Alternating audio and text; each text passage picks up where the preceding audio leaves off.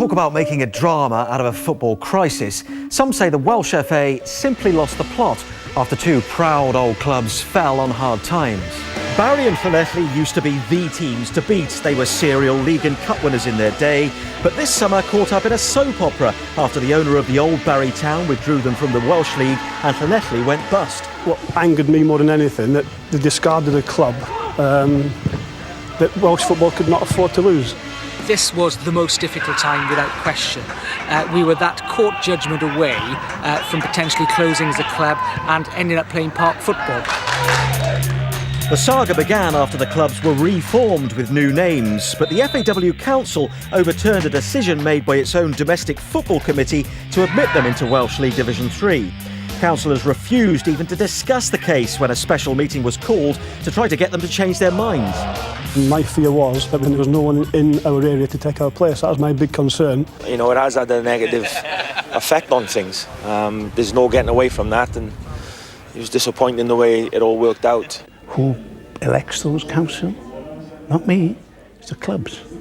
Now if the clubs don't agree with it, well, why are they putting the same people in all the time? The final cut. Barry take the FAW to court and win. The judge says their decision had been flawed and irrational. So after 2 months of improbable twists and turns, the FAW agree to let Barry and Llanelli into Welsh League 3. But the story doesn't quite end there. Questions now over why the FAW councillors wouldn't do their utmost to help Barry and Llanelli, important clubs in terms of the development of young talent in their area. One accusation being levelled is that some don't always act in the best interest of the game in Wales and that big changes are needed to the way decisions are made. Well, I question the way in which the FAW Council work. They don't necessarily take the recommendations from people that they delegate the decision-making to in the first instance. And that situation where an extraordinary general meeting was called and then cancelled, or they decided not to have a meeting, it was something of a farce, and it's something that you often see in some drama and television mocking how some organisations are run, and the Welsh FA shouldn't be run on that basis. They collude and meetings and deals are struck with individual members to suit their own agendas. The council system is a very solid system. I mean, it's brought about by a series of volunteers who have worked their way up through the leagues, through the clubs, through the area associations, and are finally the representative body of football in Wales. The system's been around for over 130 years.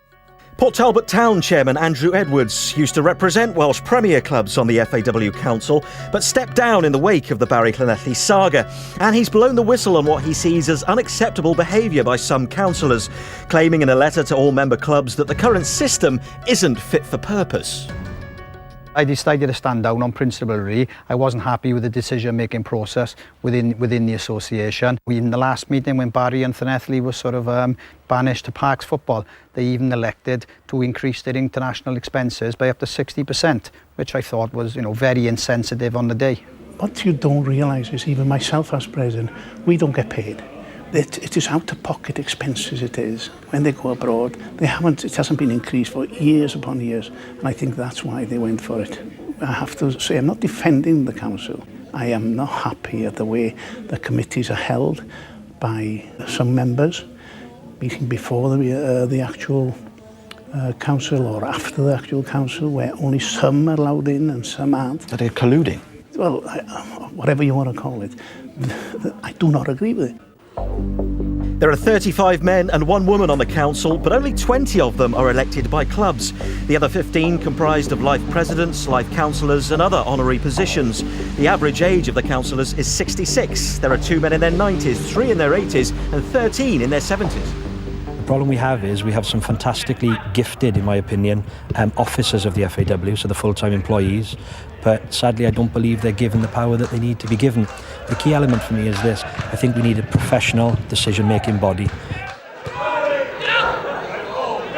I think the council think they're actually bomb-proof, and they make decisions and they can just do as they see fit. So if we can't, as a council address it, I think then personally the assembly has got to get involved. But the Welsh Government told us the way the FAW governs the game is a matter for them alone.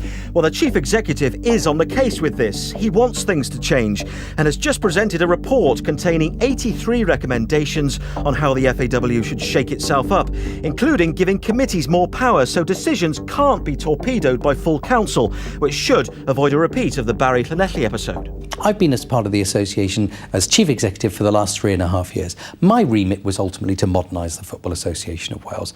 I've had some fantastic successes during that time, but one of the fundamental things that we're still trying to do is do a governance review. But it's a classic turkeys voting for Christmas scenario. It's the people whose powers might be eroded who have to vote this through. And we understand it's been a frustrating experience, with Ford having to fight off attempts from some to scupper the plans. I mean, there are expressions that people use about turkeys and Christmas that I'd never heard before I joined the Football Association of Wales. It's very difficult for people to understand how on earth they can actually modernise the systems and the processes.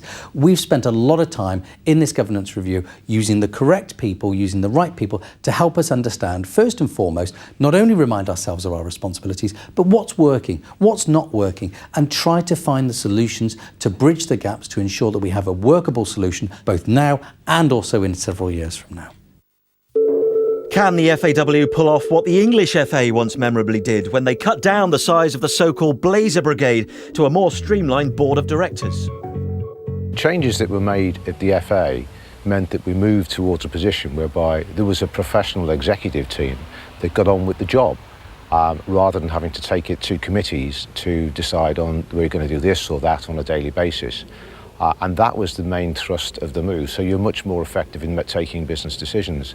So the whole thing wasn't debated and re-debated at a level, and very often at a level, without being unkind to the guys on the committees who are well-intentioned, but possibly with people who didn't have the knowledge and the skills. Welsh football on a high. TNS about to start the defence of their Welsh Premier crown. Some say there's never been a better time to get the governance of the game right. Welsh football is at a watershed moment. There's a thirst for improvement. There is the know-how and the expertise within the system now for the first time in a long time, in my opinion, and those people need to be given the opportunity to take it forward.